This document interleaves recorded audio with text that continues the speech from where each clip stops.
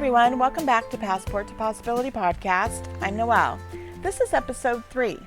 Last time I told you about that 2011 trip where we saved one paycheck at a time, and I promised you I'd share all about our first Halloween trip to Disneyland. I'm going to get there, but I want to start somewhere else first. As I was sitting down to map out the details of that Halloween vacation for you, I realized something. If I just jump straight into telling you a fun story about costumes and characters and decorations, I'm missing the biggest takeaway. Because the only reason that trip happened, and the only reason I had the confidence to later leave my 32-year healthcare career and build my own independent business, comes down to a specific decision-making framework. When you decide to reinvent your life, change careers, or build a business, you suddenly find yourself facing a lot of scary financial decisions. You want to invest in your dreams, but you're constantly stressing over whether a big expense is actually worth it. Most of us are trying to be responsible. We don't want to make decisions that disrupt our family, our finances, or our daily routines. But I used to get stuck in that decision paralysis all the time. I was constantly circling the same thoughts, waiting for the perfect time to make a move.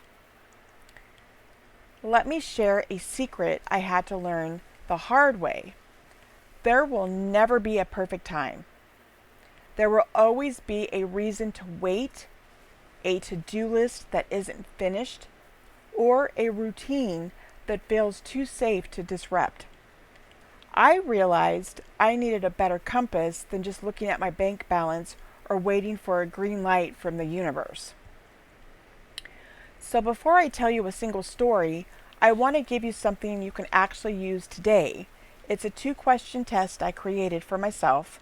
I run it now before I say yes to any splurge, a trip, a business expense, anything with a bigger price tag attached. Here it is.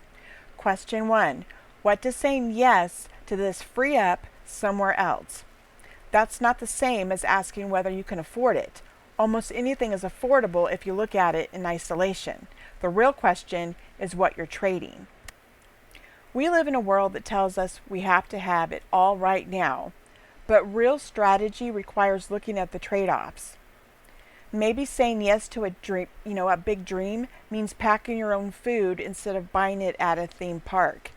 Maybe it's booking a smaller hotel room or choosing one with a kitchen in it instead of ordering room service every single night.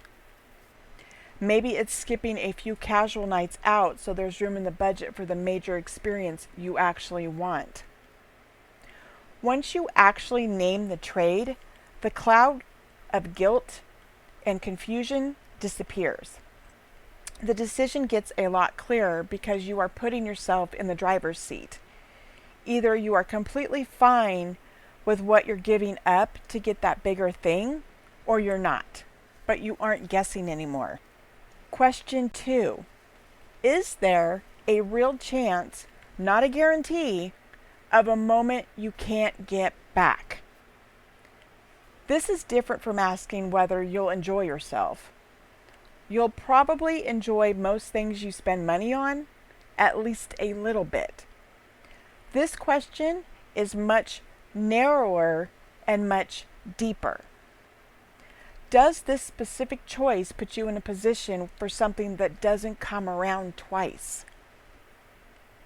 Think about it. Someone's very first time seeing a place. A child at an age they will never be again. A window of opportunity to invest in a dream that might close if you hesitate. A shot at something somebody has wanted for years. Nobody can promise you that moment. Disney can't promise it. A business conference can't promise it. You're not buying a guarantee when you spend the money. You are buying the chance for that unrepeatable moment to happen. If a splurge frees up something you're genuinely okay trading and it gives you a real shot at an experience you can't repeat, That's usually an automatic yes for me. But if it's just, well, the money is there, with no real shot at anything unrepeatable behind it, that's the one I usually think twice about. So back to that Halloween trip. Our whole family went in 2018. It was our very first Disney trip built entirely around Halloween. Now, my husband and I are the ones who have always loved the Disney villains, like Jack Skellington, Maleficent, that whole spooky but not scary Disney version of it. Our family really wanted to experience that whole spooky side of the park and finally see our favorite characters up close. The event itself, it's now called Oogie Boogie Bash, but back then it was Mickey's Halloween party. It's a separately ticketed, party on top of regular admission. And one night is pretty standard, and we debated, one night versus two. We wondered if the second night was truly worth the extra expense. I mean, it felt like a massive luxury. So I basically ran it through my test. Question 1. What would 2 nights free up or cost us elsewhere? We made a strategic choice. We didn't stay at a Disney hotel. Instead, we booked a 2-bedroom suite at a Disney Good Neighbor hotel with a full kitchen.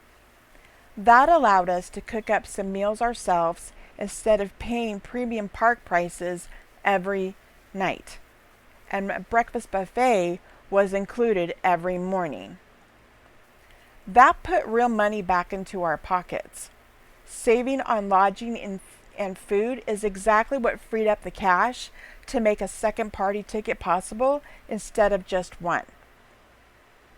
Question 2. Was there a real chance of a moment we couldn't get back by going on a second night? Turns out, yes. Our daughter's best friend came with us on that trip. And they've been friends since about 4th grade, and we've just always treated her like a member of our family. And it was her first time going to Disneyland. She had never stepped foot in the park before, and one of the main reasons we chose to buy that second ticket for our first time going was because we wanted to make sure we didn't miss a single thing. We wanted the first night to be all about the trick-or-treating trails and hitting the rides hard. But by investing in that second night, it gave us the freedom to slow down. It meant we didn't have to rush through the trails, the parades, or the fireworks. We had the time to just take it at a slower pace. If we wanted to trick-or-treat again, we could, or if we chose to just sit back and fully experience the magic twice without the stress of a ticking clock. The room was there to do it. And that's really the whole answer to, was it worth it? It wasn't about the parade, the candy, or even the party itself, though, it was genuinely well done. It was that we had already answered both questions honestly before we ever bought the second ticket. We knew what we were trading, and we gave ourselves the room to enjoy an unrepeatable family milestone. Now, I don't just share this test to help you plan vacations. I use this on far more than travel now. In fact, this 2-question framework is the exact tool that gave me the courage to walk away from a 32-year career in healthcare administration. Most of us have been taught that as long as the work is getting done, the bills are paid, and everyone at home is taken care of, we're doing fine. We mistake productivity for peace. For years, I worked at a medical clinic, and I was constantly carrying the heavy revenue cycle administration home with me. I was trying to keep up on the endless demands of the office while trying to be fully present for my family. Most days, I was running on empty, exhausted, and questioning what I was even doing. Nothing necessarily was wrong with my job, but it was just a routine. Wake up, go to work, handle the clinic stress, repeat. It didn't feel like everything. I knew there had to be more to life than just fitting my family around somebody else's clock and somebody else's rules. But when you spend over 3 decades in one stable industry, walking away to build your own independent travel business feels terrifying. The fear of losing that security can paralyze you. Every single choice comes with a heavy dose of doubt. You constantly ask yourself, is this investment worth it?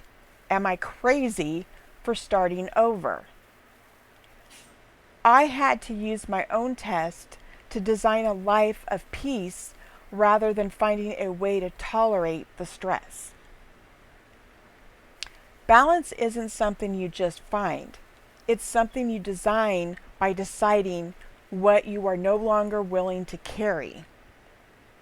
For example, when I was deciding if the flight to my first marketing convention was worth it, this is the exact scenario where I applied these questions. Because let's be honest, you can always watch quick highlights online later, but you cannot catch the actual environment, the energy, or the direct training from top industry leaders on a computer screen. It's a serious investment in yourself and your business. So here is how I ran the test on that scenario. Question 1. What does saying yes to that flight ticket mean I am trading or tightening up elsewhere in my budget to make it happen? I had to look at my resources and intentionally decide what I was willing to shift to make room for my growth. And question 2, is there a real chance, not a guarantee, of a breakthrough moment, a networking connection, or a piece of training that could completely shift my business forward? Was there a chance to sit with people who actually made me believe I could do more? The answer was a resounding yes. Different price tags than a Disney ticket. Same exact 2 questions. Growth will always ask things of you before it ever gives anything back. It demands clarity, consistency, and self-trust. I didn't create this test just to plan vacations. I created it to help me build a life worth traveling to. Try it yourself. If you've got a splurge or a major life decision you're sitting on right now, run it through those 2 questions before you run it through your bank account. What does saying yes free up or cost you somewhere else? And is there a real chance, not a guarantee, of a moment you can't get back? That's the whole test. It works just as well for a massive business decision or a career pivot as it does for a Disney ticket. It forces you to stop asking, can I force this to work? And start asking, does this align with the life I am trying to build? Because at the end of the day, reinvention isn't about making reckless moves. It's about making intentional ones. It's about looking at your life and realizing that you don't have to stay stuck in a routine that no longer serves you just because it feels safe. You have the power to choose what you trade, and you have the power to fight for the unrepeatable moments. Every big shift starts with a single, clear decision. This test is simply the tool to help you find the courage to make it. If you run it on something you're deciding right now, I'd genuinely love to hear what you land on.